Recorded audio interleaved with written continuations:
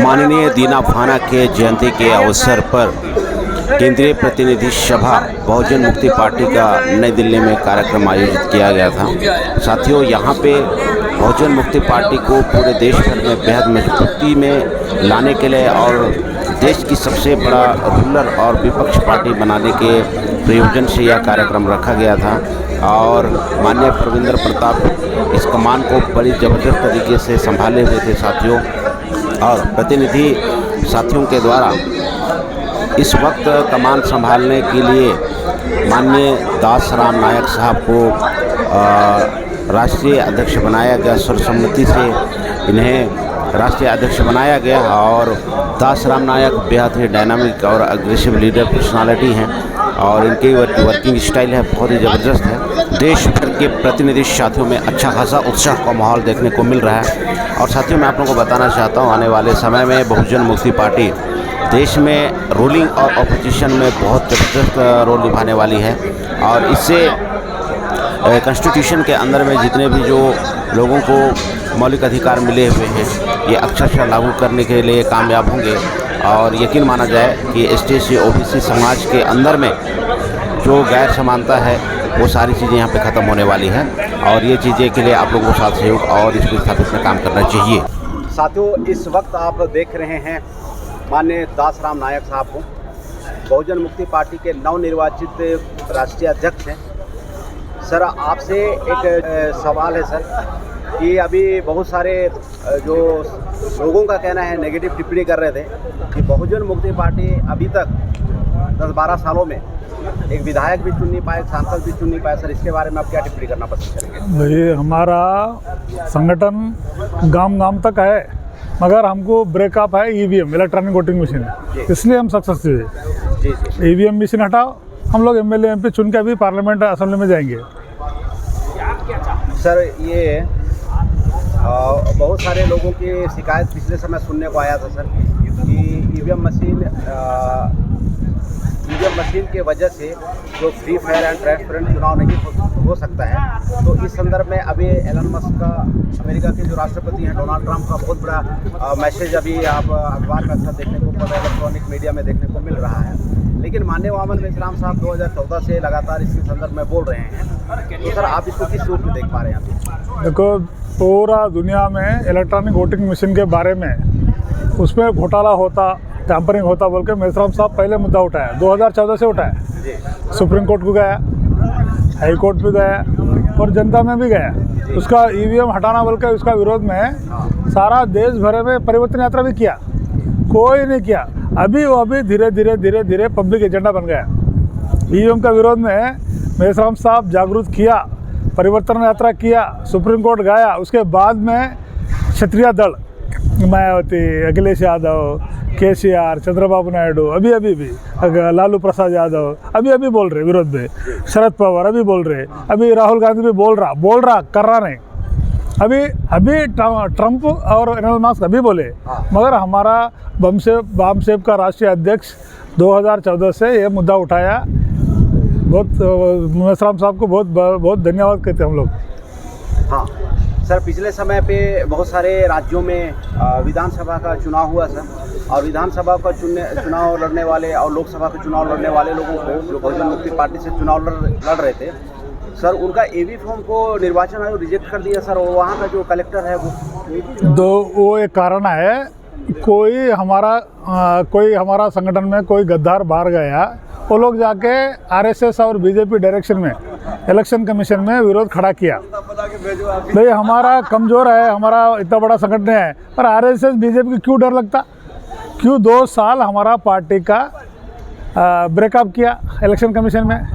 इसलिए RSS BJP का असली विरोधी पार्टी और अल्टरनेटिव पार्टी बहुजन मुक्ति पार्टी है, इसलिए RSS BJP रोक पा रही।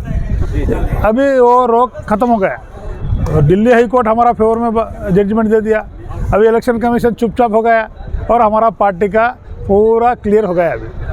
सर पिछले समय के विधानसभा चुनाव को और लोकसभा चुनाव को देखते हुए काफ़ी सारे लोग बहुजन मुक्ति पार्टी ईवी फॉर्म नहीं देता है, इसमें असंतोष की भावना फैल गई थी, देखने को मिला था।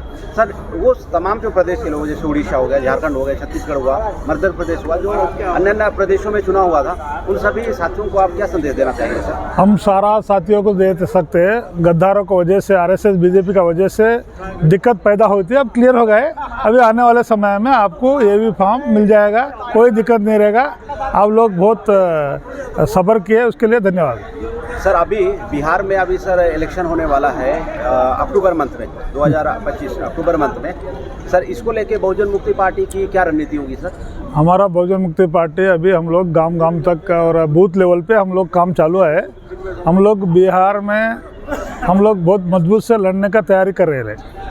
अभी सर इलेक्शन कमीशन है और जो वर्तमान सरकार है वो ईवीएम को तो ऐसे हटाने से रही सर, और अगर अक्टूबर तक में अगर ईवीएम नहीं हटेगा तो रिजल्ट बहुजन मुक्ति पार्टी के फेवर में कैसे आएगा सर? देखो अभी दिल्ली का इलेक्शन हुआ, इलेक्शन में 2% से जीता बीजेपी, 2%। केजरीवाल इलेक्शन के 2 दिन पहले चिल्ला रहे थे ईवीएम का घोटाले से 2% से बीजेपी जीतने वाली है, इसलिए जनता आके वोट करो, 100% वोट करो, चिल्ला रहे थे। दिल्ली का इलेक्शन और महाराष्ट्र का इलेक्शन 2 प्रूफ हो गया, ईवीएम घोटाले से जीते। और बिहार में भी ईवीएम घोटाले से जीतने का प्रयास करेगा, उसको हम बड़ा जन आंदोलन करेंगे। अप्रैल 9 को जोड़ो यात्रा करेंगे, उसको ब्रेकअप करेंगे और रोकने का प्रयास करेंगे। तो सर ऐसा बोला जा सकता है कि अक्टूबर 2025 से पहले ईवीएम का बंदोबस्त हो जाएगा और बराबर अप्रैल 9 तक केंद्र सरकार हिल जाएगा। अभी हमारा सारा देश में देखो, सोशल मीडिया में मेन मीडिया, इलेक्ट्रॉनिक मीडिया हमारा प्रचार प्रसार नहीं कर रहा, मगर सोशल मीडिया में ईवीएम का विरोध में और जनगणना करना बोल के 2 मुद्दा पे सारा भारत में इतना बड़ा जनसभा हो रहा, ये बहुत बड़ा जनसभा हो रहा, जागरूक हो रहा, पैदा हो रहा। अप्रैल 9 को सारा भारत जेल भरो से नीचे ऊपर हो जाएगा, सरकार डर जाएगा। अभी डर रहा है सरकार, वो बंद करने का कोशिश होगा। तो 9 अप्रैल को जो आप जेल भरो आंदोलन कर रहे हैं सर, ये कितने जिलों पे आप लोगों की तैयारी चल रही है महोदय? सर पूरा 600 जिलों पे बहुजन मुक्ति पार्टी और हमारा मित्र संघ है ना, अलग अलग अपशूटिंग है, सबसे कोऑर्डिनेशन कर रहे हैं हम लोग।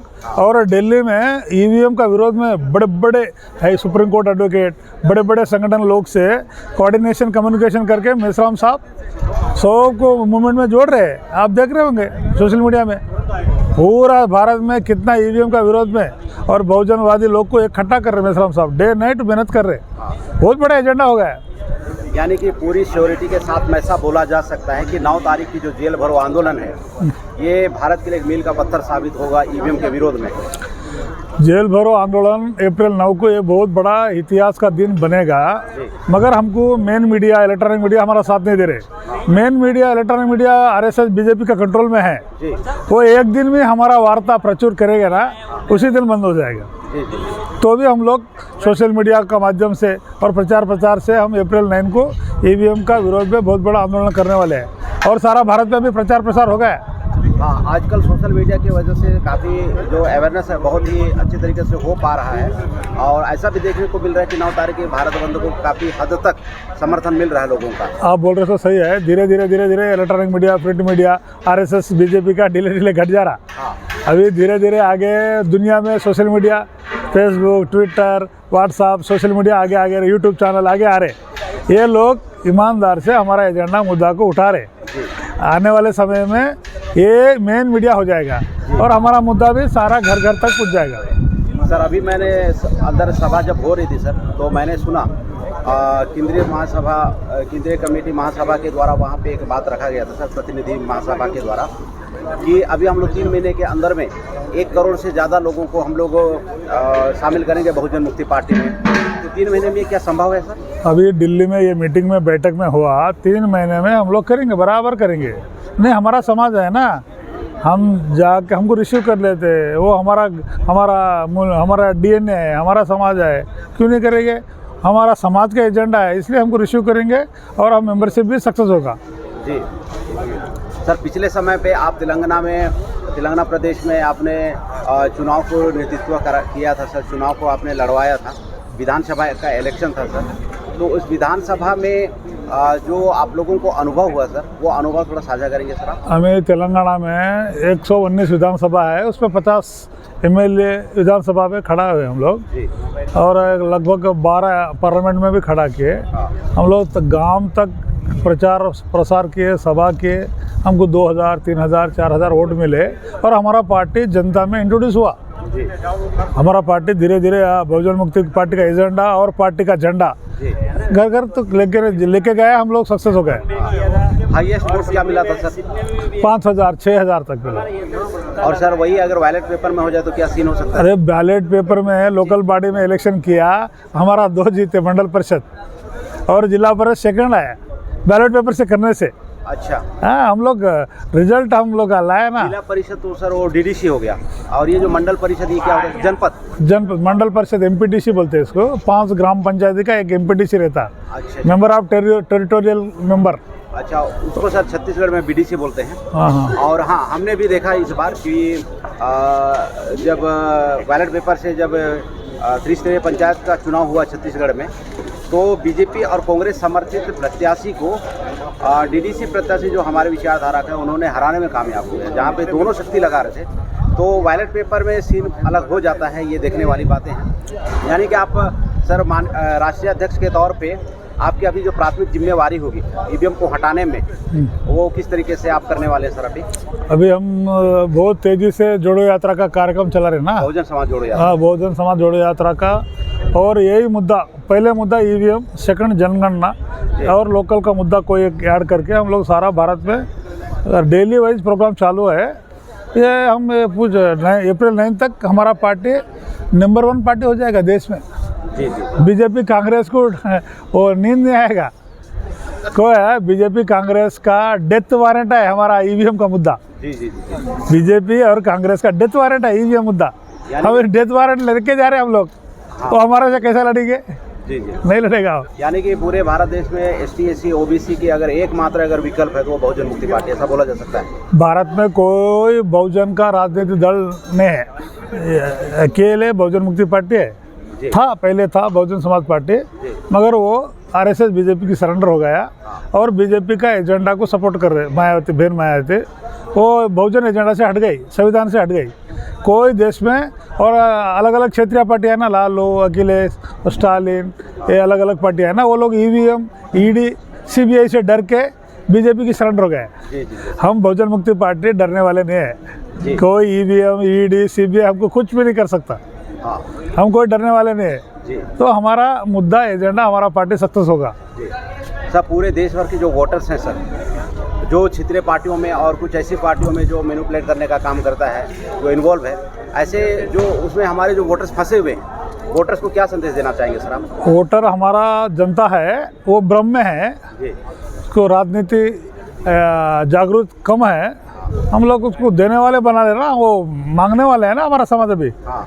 मांगने वाले हैं, हम देने वाले बनाएंगे, हमारा मुद्दा भी समझाएंगे, लोग बाहर आएंगे, धीरे धीरे बाहर आएंगे। हम भी ऐसा है ना, पूरा लोग आज इतना लोग आए ना, मीटिंग हुआ, ये पूरा बाहर है ना।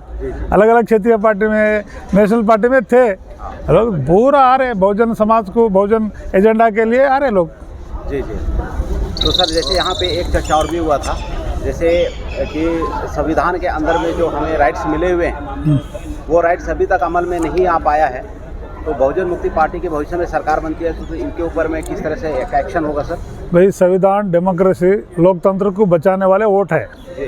हमारा पास एक वोट, एक अधिकार बच गया, वोट को ख़त्म कर रहे कांग्रेस बीजेपी मिलके। वोट खत्म हो जाएगा, संविधान खत्म हो जाएगा, वोट खत्म हो जाएगा, लोकतंत्र खत्म हो जाएगा। हम लोग पहले नंबर 1 हम वोट बचाने का काम कर रहे हैं। वोट बच गया तो संविधान, लोकतंत्र बचेगा। तो बाबा साहब का मकसद, ऑब्जेक्टिव पूरा होगा। इसलिए ईवीएम का विरोध में बहुत बड़ा बेईमान से हम काम कर रहे हैं। जी जी। तो आप देख रहे थे इस वक्त ताजराम नायक जी, नवनिर्वाचित राष्ट्रीय अध्यक्ष बहुजन मुक्ति पार्टी नई दिल्ली, तेलंगाना के रहने वाले हैं, डायनामिक लीडर, पर्सनालिटी और बहुत ज़बरदस्त काम करने के धनी हैं। अब आने वाले समय पर देखने वाली बात यह है कि बहुजन मुक्ति पार्टी की कितने प्रदेशों में सरकार बनती है और केंद्र में सरकार बनती है। आप सभी साथियों का बहुत बहुत धन्यवाद, और नायक साहब आपका भी बहुत बहुत धन्यवाद। Thank you. जय मुल्ला।